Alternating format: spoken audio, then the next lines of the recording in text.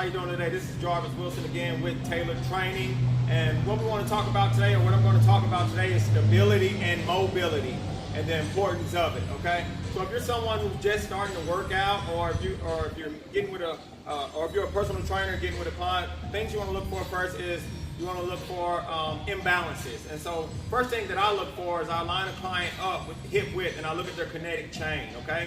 And so one thing I look for is pronation or supination at the ankle joints. And so if they have pronation at the ankle joints, what you'll notice is that the ankles will cave in and the knees will kind of rotate inwardly, which will raise the heels, the back of the heels off the ground.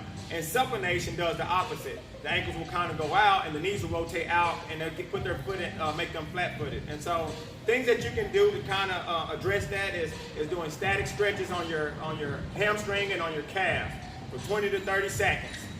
Make sure you're getting the knots out to those muscles. Also, at the end of each workout, what I do is I put my clients on the myofascial roll in that same area, calves and hamstrings.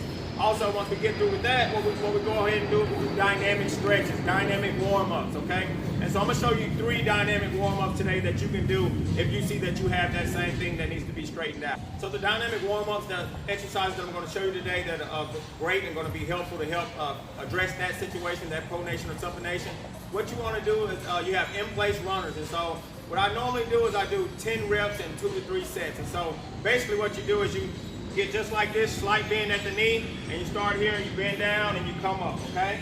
And you do 10 of those right there, okay?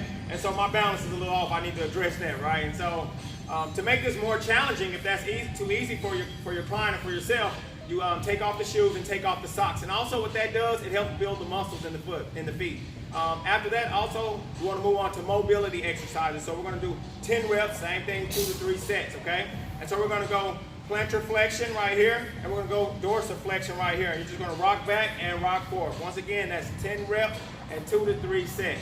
Then the next one after that is going to be lunge matrix, okay?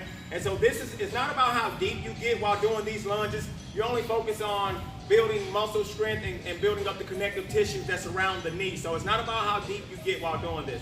And so lunge matrix, you want to go in a clockwise. You want to make sure you're going clockwise. So it looks like this. You step back, and you go here, boom.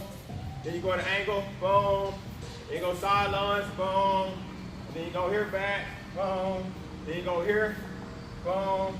Then you go here, boom, okay? And so those are 3 dynamic warm-ups that I like to do when I notice a client who has pronation or supination, and that will help you. And so make sure that before you strengthen a person, before you strengthen them, you must straighten their kinetic chain up. If you do not, if you move past that and you put an external load on them or put them in movement, what can happen is high risk of injury. And also they won't be able to perform at an optimal level because they're off balance. Once again, this is Tailored Training. If you like this video, please hit the subscribe button, hit the bell for future notifications. Make sure you share this video. Remember, share this video. Also, like this video.